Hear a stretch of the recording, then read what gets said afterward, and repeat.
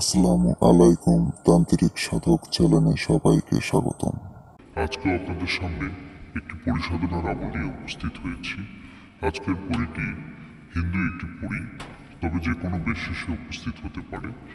ধরেন হিন্দু ধর্মাবলীর মধ্যে কালী আছে, দেবী আছে, এ ধরনের আকৃতি নিয়ে কিংবা এ ধরনের বেশ নিয়ে আপনার সামনে উপস্থিত হতে পারে।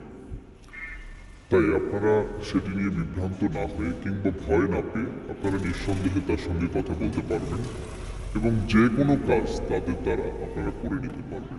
এবং এই আমলটি বা এই সাধনাটি যে কোনো ধর্মের মানুষ করতে পারবে। এই সাধনার জন্য আপনাকে অনুমতি নিতে হবে, শুধু অনুমতি নিয়ে এই আমলটি করতে হবে। অনুমতির জন্য অবশ্যই এই ভিডিওর কমেন্ট বক্সে আপনার নাম, আপনার বাবার নাম এবং আপনি কোথায় থেকে বলছেন এই কয়টা জিনিস লিখে দিবেন, আমি এখানে অনুমতি দিয়ে দেব। তো যাই হোক, আমলের দিকে আসি। এই আমলটি অত্যন্ত একটি কার্যকারী আমল। আমি এজন্য অত্যন্ত বলছি কারণ এটি একাধিক মানুষের দিয়ে পরীক্ষা করা, দেশ এবং দেশের বাহিরে এটি পরীক্ষিত। বিশেষ করে দেশের বাইরে থেকে এটি আমল করে তারা সাধনা লাভ করেছে। তারপরেই কিন্তু আসলে আপনাদের সামনে আমি তুলে ধরছি। তো আমলটি খুবই, আমি মনে করি যে আসলে খুব বেশি যে কঠিন কিছু, বিষয়টা এরকম না। আপনারা শুধুমাত্র বিশ্বাস করুন, বিশ্বাস রেখে আমলগুলো করুন। আমি এজন্য বলি যে বিশ্বাস রাখতে হবে। দেখেন, প্রতিটা কাজের ক্ষেত্রে বিশ্বাসটা, বিশেষ করে এইসব আধ্যাত্মিক জগতে কাজের ক্ষেত্রে বিশ্বাসটা অতীব জরুরি এবং গুরুত্বপূর্ণ একটি বিষয়। এই কারণেই, কারণ আপনি বিশ্বাস করলে অনেক ক্ষেত্রে আপনি এটি খুব সহজেই সাড়া পেয়ে যাবেন। আর যদি অবিশ্বাস করেন তাহলে আসলে সত্য জিনিসটাও এগুলো কিন্তু হতে চায় না।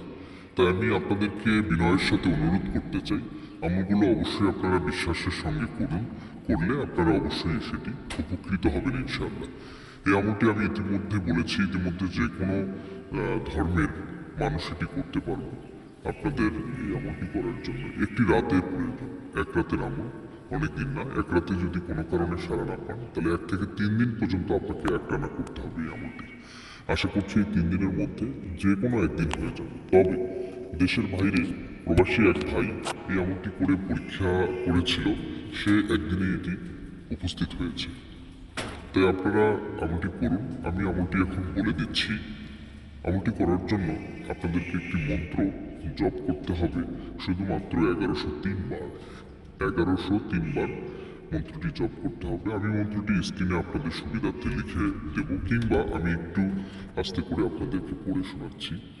জয়ন্তী মংলা কালী ভদ্রা, কালী কপালিনী, দুর্গা শিবা ক্ষমা, ধ্রাতি সাহা সুদা নমহস্তে। শুধুমাত্র এটা আপনাদেরকে 1103 বার পড়তে হবে। আপনারা অবশ্যই এটি অন্ধকার অবস্থায় পড়তে হবে, নিস্তব একদম অন্ধকার জায়গায়, যেখানে মানুষের কোনো আনাগোনা নেই, মানুষের কোনো কথা নেই, কিংবা কোনো কোনো আপনার আপনার কোনো আলোর ব্যবস্থা নেই। এ ধরনের জায়গায়, নিস্তব্ধ একটি জায়গায় আপনাকে বসে এই আমলটি 1103 বার জপ করতে হবে। অবশ্যই বসে পড়তে হবে। সেটি অবশ্য আপনারা ঘরেও করতে পারেন, ছাদে করতে পারেন, আপনারা গাছের নিচে করতে পারেন, যে কোনো জায়গায় করতে হবে। তবে বসে অন্ধকার নিরিবিলি একটি জায়গায় আপনাকে 1103 বার এটি পড়তে হবে। পড়ার পর চোখ বুঝে পড়বেন। চোখ খুললে আপনি তাকে ওই বেশে দেখতে পারবেন। সেই আপনাকে সালাম দিবে, বলবে যে নমস্কার কিংবা আদাব। আপনি নিয়ে আপনি তার সাথে কথা বলবেন। এরা অত্যন্ত শক্তিশালী এবং যে কোনো ধরনের কাজ আপনি, ভালো খারাপ, বিশেষ করে যে কোনো ভালো খারাপ উভয় কাজগুলো তার দ্বারা আপনি করে নিতে পারবেন। তবে নিশ্চয়ই আমি আপনাদেরকে বিনয়ের সাথে অনুরোধ করব, মানুষের ক্ষতি করিয়েন না। কারণ এরা এই, বিশেষ করে এই পরি দ্বারা আপনারা মানুষের ক্ষতি করতে পারবেন কিংবা যে কোনো খারাপ কাজ করানো সম্ভব।